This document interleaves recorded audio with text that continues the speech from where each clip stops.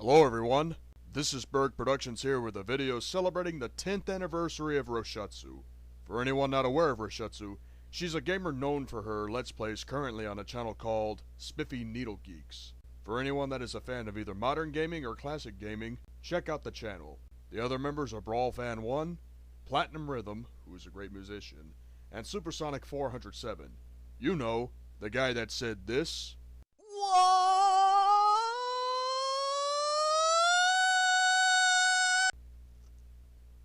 Anyway, I will be talking about some of Roushutsu's early history on YouTube, her groundbreaking videos, her time in the commentary community, and her return to YouTube after going on hiatus for a while. Roushutsu, if by the off chance you watch this, if I screw up on any of my points, correct me. Ready, ladies and gentlemen? Let's get started! I don't know about Roushutsu's beginnings considering that her original account got unjustly terminated in 2011. Since her original channel never got archived, I don't have all the facts. However, some people have said that Roushutsu first joined YouTube on March 18th, 2006. Back then, YouTube was independently owned, but considering how knowledgeable Roushutsu was with the internet, it wasn't hard for her to discover the site that was going to be a phenomenon in the years to come. During Roushutsu's first few months on YouTube, she talked about whatever subject popped into her mind. Kind of like my series on Zipcast called Radio Topic, it makes me wonder what subjects she talked about back then. Gaming is obviously one topic since Roushutsu has been gaming since she was knee-high to a grasshopper. Cooking? Artwork? Possibly gardening? I really wish I could go back to 2010 or 2011 before she was unjustly terminated to find out how it all started for her.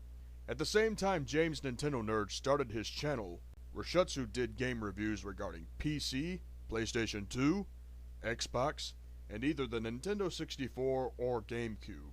Unlike James Nintendo Nerd, Roushutsu usually reviewed both the good games and the bad games. This led to her being a female pioneer in game reviews. Roushutsu's popularity rose in 2007 when a new sensation called sprite animations came into the fold. A sprite animation is an animation of a video game sprite. At the time, the Sonic fanbase was huge and very complex. You had your good Sonic fans, your bad Sonic fans, and your insane Sonic fans that would take it to the extreme to a point where it was criminal. Due to the popularity of sprite animations, Roushutsu discovered Supersonic 407, Realm Wars, and Brawl Fan 1. This led to sprite animations becoming even more popular than ever before. From 2007 to 2009, sprite animations in gaming were two popular things Roushutsu was known for. Then in 2009, Roushutsu stepped into a community that was just breaking ground at the time, the commentary community. Thankfully, her first commentary has been mirrored on YouTube. Her first commentary was on Guptil89 in regards to top 10 hottest female Sonic characters. There were two factors as to why she did a commentary on Guptil89. Number 1, she was inspired by commentary pioneer Random DCE. Number 2, she was a modern Sonic fan at the time. I must say this, even though I'm a classic Sonic fan and indifferent to modern Sonic characters, Guptil89's video was garbage. Anyway, Roushutsu did point out a lot of things, mainly in a calm, cool, and collective manner. The point was that even though Sonic characters are not real, the majority of them are underage. Back then, commentaries were based on arrogant humor and harsh criticism. Roushutsu's approach to do a commentary was unique and is now regarded as a commentary standard. Due to the success of Roushutsu's commentary, she felt that she belonged in the commentary community at a time where there were asshole commentators like the Armored Cat, Sexy G-Master, and the most controversial of them all named Tubers93. However, things were about to get very interesting.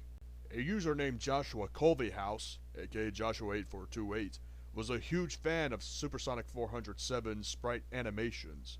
Then Supersonic 407 decided to step on over to the commentary community, immediately causing Joshua to be irate. Joshua would make a series of videos to the point where someone discovered it. Keep in mind, folks, Supersonic 407 was busy at the time and was unaware of Joshua. Because of it, Roushutsu eventually got wind of the information courtesy of Transformers fan code 217. Since Roushutsu had more subscribers than Transformers Fan Code 217, she made a video about the incident regarding Joshua 8428. Did Roushutsu regret it? In her later years, she did because of all the tension that eventually led to an explosion in the commentary community. With her original channel gone, I never got the chance to see all of Roushutsu's commentaries. Some of them will never come back. In 2010, a user named Chief Shadow 1750 made a commentary on Game Dude's review of Sonic the Hedgehog 2006, aka Sonic Next Gen. Even though Game Dude's review sucked, Sonic Next Gen is still widely regarded as the most controversial Sonic game of all time. But let's continue, shall we? Roushutsu and Super Sonic 407 teamed up to do a co-op commentary on Chief Shadow pointing out flaws. However, they made flaws themselves. Shadowstar1224 made a groundbreaking third-degree commentary pointing out Roushutsu and Super Sonic 407's flaws while commentating on Chief Shadow and Game Dude at the same time. Any degree after that would result in a catastrophic cluster in the commentary community. The two major mistakes that Roushutsu and Super Sonic 407 made were that they claimed that Game Dude's Sonic Next Gen review was satirical. The other mistake was not tallying the commentary at the proper time, immediately throwing people off guard. Even though Shadowstar was considered very boring, Roushutsu learned a valuable lesson. The views that people have on Sonic Next Gen are subjective and shouldn't be taken too seriously. Roushutsu didn't just cover gaming and commentaries, she also covered DeviantArt users, Fox News, even though she identifies as politically indifferent. I think Life in a Tent's infamous earthquake video counted. Then in 2011, Roushutsu was falsely flagged down for copyright infringement over her criticisms regarding Gloria Tesh. Roushutsu's termination was a big deal because she was apparently the first commentator to have over 4,000 subscribers. That's how popular Roushutsu was at the time. Rather than fade into the sunset and never return to YouTube, Roushutsu did come back as Roushutsu Rises. However, things were never the same.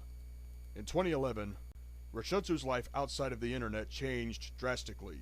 She was busy with life so much that she didn't have time to commentate. The termination of her channel ruined her confidence in commentating afterward, internal drama becoming rampant, and... hell no!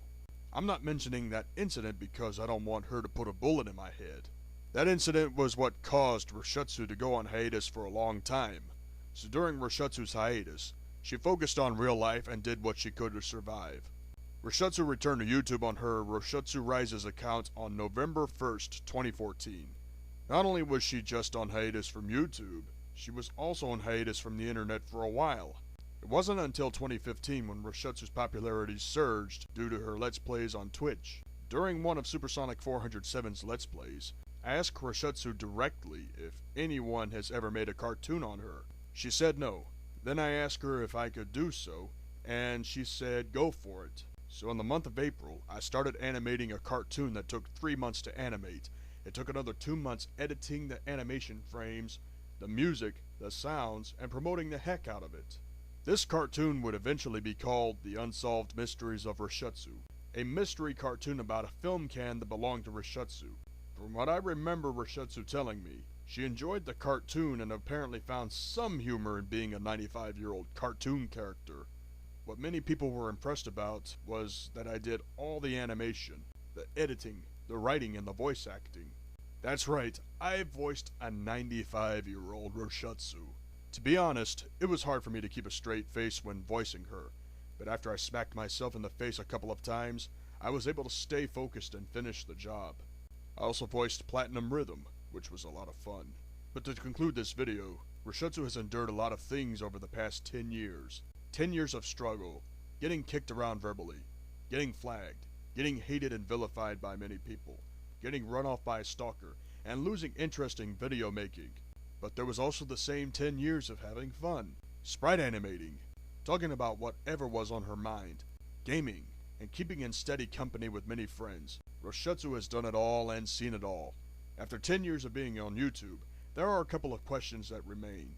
If Roushutsu gets flagged down again, will she fade into the sunset and leave the internet forever? Will she go to Zipcast and make videos that she misses making from the good old days? Will she retire from YouTube and or still stay in touch with fans on Twitter? Roushutsu is not only a remarkable lady that I would like to meet someday and be friends with, but she is an intelligent lady with a wonderful sense of humor. While I hardly go on YouTube anymore due to the DMCA system being abused like hell, this is a video that I'm glad I was able to make for Roushutsu. Roushutsu, if you are watching this video, thank you very much. Thank you for 10 years of entertainment and 10 years of insight. I hope someday when there is a chance, we'll get a chance to talk, tell jokes, whatever. Keep up the good work with Spiffy Needle Geeks. Once again, Roushutsu, thank you. Anyway, this is Bourg Productions with the video celebrating the 10th anniversary of Roushutsu. Thank you everyone for watching.